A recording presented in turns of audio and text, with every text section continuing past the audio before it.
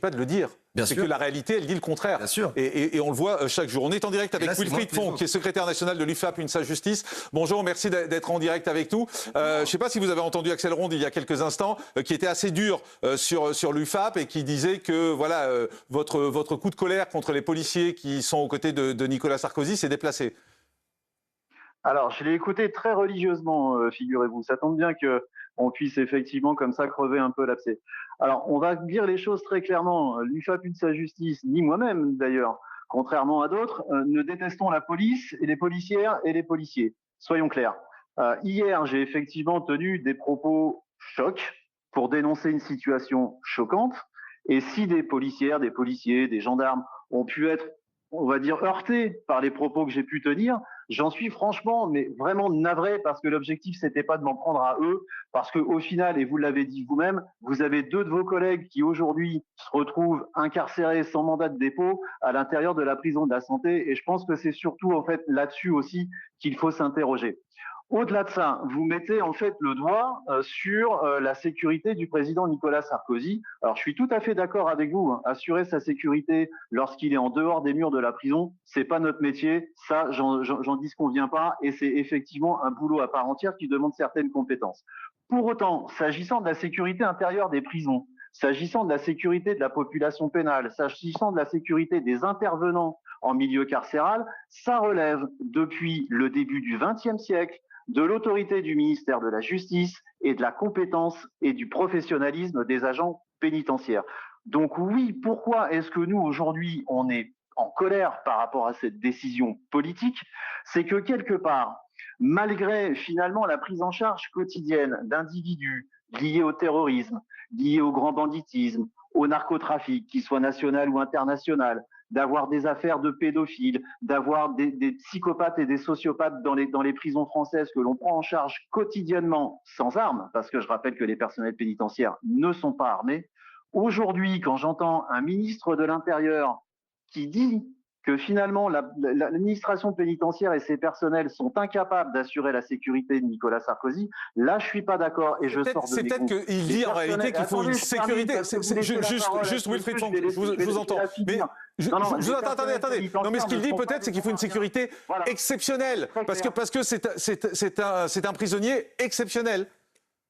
Il n'y a pas de prisonnier exceptionnel pour nous. C'est une situation exceptionnelle, certes, mais quelque part, j'ai envie de vous dire, on a aussi des équipes de sécurité pénitentiaire qui sont formées pour ce genre de situation et on peut très bien prendre en charge Nicolas Sarkozy. Que voulez-vous qu'il arrive à Nicolas Sarkozy, aujourd'hui détenu, isolé, à l'intérieur du quartier d'isolement de Paris-La Santé? Il ne voit personne à part ses gardes du corps et les personnels pénitentiaires qui assurent sa prise en charge. Donc vous me dites, Wilfried Fonck, vous me dites qu'il n'y a aucun risque pour Nicolas Sarkozy. Vous le dites clairement, il ne peut rien lui arriver. Eh ben, très clairement aujourd'hui, sauf si les services secrets libyens envoient un drone pour essayer de récupérer potentiellement l'argent que Nicolas Sarkozy aurait ou pas détourné, parce que finalement, ça, c'est pas notre sujet. Je veux dire, il est toujours présumé innocent des faits qui lui sont reprochés. Mais très sincèrement, aujourd'hui, à l'intérieur de la prison de la Santé, que voulez-vous qu'il lui arrive? Quand il est dans sa cour, quand il est dans la cour, par exemple, il n'y a pas de vis-à-vis, il n'y a pas de personne au-dessus. Il est seul dans une cour de promenade qui doit faire plus 20 mètres carrés, avec des grillages au-dessus de sa tête. Personne ne le voit, on ne sait même pas dans quelle cour il est. D'accord. Juste, je voudrais qu'Axel Ronde vous réponde, puisque vous pouvez échanger directement là. Oui, non, alors déjà, je suis rassuré par rapport à ces propos de mon collègue. Hein, je suis vraiment... voilà, on a bien compris sa colère, hein, et ça, voilà, je peux comprendre, mais en tous les cas, il faut savoir que la sécurité, le danger n'est pas forcément de l'intérieur, ça peut aussi venir de l'extérieur. On ne sait pas, peut-être qu'un commando peut venir, ça a déjà eu lieu, hein. Il y a déjà eu des gens qui se sont évadés lourdement en faisant exploser les murs de la prison. Donc, et il y a des gens qui ont été tués en prison, hein, Colonna aussi, par exemple. Il faut bien évidemment qu'il y ait une protection rapprochée, permanente, avec des personnes qui sont compétentes pour cela. On a affaire à un ancien président qui a potentiellement est en danger. Oui, donc là, il ne l'est pas parce que mes collègues sont présents avec lui et vont assurer cette continuité de sécurité qui lui est due. Vous dites, sans vos collègues, Nicolas Sarkozy sera en danger. Il pourrait être en danger. Wilfried Fonck, vous répondez. Alors, je peux entendre qu'il y ait sûrement des menaces via l'UCLAT et je connais très bien la compétence de ce service pour avoir eu l'occasion de collaborer avec eux par ailleurs. Ceci étant dit, si effectivement il y a des menaces particulières et vous faisiez par exemple référence à un commando extérieur qui pourrait attaquer l'établissement de la prison de la santé, il serait peut-être intéressant également de partager ces informations avec mes collègues qui, eux, travaillent à l'intérieur de la prison de la santé pour éviter à nouveau qu'un manque de circulation d'informations vienne coûter la vie à des agents pénitentiaires comme ça a été le cas à Incarville. Voilà, ça c'est dit. D'autre part, pour nous, des personnels qui sont armés à l'intérieur d'une détention, vous imaginez bien que ça remet aussi en cause les principes même de la sécurité pénitentiaire, puisque nous-mêmes, nous ne sommes pas armés. Nous ne sortons les armes que dans des situations très exceptionnelles. Parce qu'effectivement, si on vient à se faire subtiliser ces armes par une personne détenue, imaginez bien derrière les conséquences que ça va avoir. Et ça on l'entend, Wilfried Fonds. Réponse d'Axel Ronde. Vous nous avez rassuré en nous disant que de toute façon, il ne croisera aucun autre prisonnier, donc il n'y a pas de problématique qu'il se fasse arracher son arme par un prisonnier, puisque normalement, il n'est pas susceptible d'être avec un autre prisonnier, en contact avec un autre prisonnier. Donc le problème ne se pose pas. Le vrai sujet, et vous-même en tant que syndicaliste, vous devriez le comprendre. Quelque part, on est en train aujourd'hui de mépriser les personnels pénitentiaires qui tiennent les prisons à bout de bras à longueur de journée. Vous interpellez les individus à l'extérieur. Nous, on les garde au même endroit.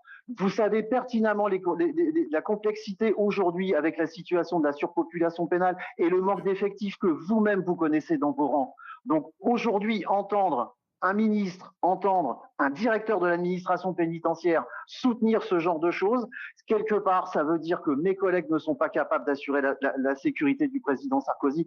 Et ça, moi, je ne peux pas l'entendre. C'est pas leur rôle d'assurer sa protection rapprochée. Ce n'est pas leur rôle, comme c'est pas le rôle du policier de faire cette protection. Faut vous mettre dans la même image que pourquoi on met des gardes du corps alors qu'il y a une sécurité assurée par la police nationale normalement. Donc, vous voyez bien qu'on est bien obligé d'avoir des gens dévoués à ça, à cette mission, qui sont prêts à se sacrifier pour cette personnalité. Je ne suis pas certain que vos collègues en soient capables si jamais il y avait une atteinte à sa vie. Voilà, bien évidemment, ils sont formés pour cela. Ce sont des spécialistes de la sécurité rapprochés. C'est un métier qui n'existe pas à l'intérieur de l'administration pénitentiaire. Et nous avons affaire à un ancien président. C'est son statut qu'on protège. C'est pas forcément l'homme qu'on protège. C'est le statut d'ancien président de la République. Et qui en fait une cible, en plus. C'est pas avec les décisions qu'il a pu prendre, etc. Bien évidemment, on le sait très bien. Merci Wilfried Fonds.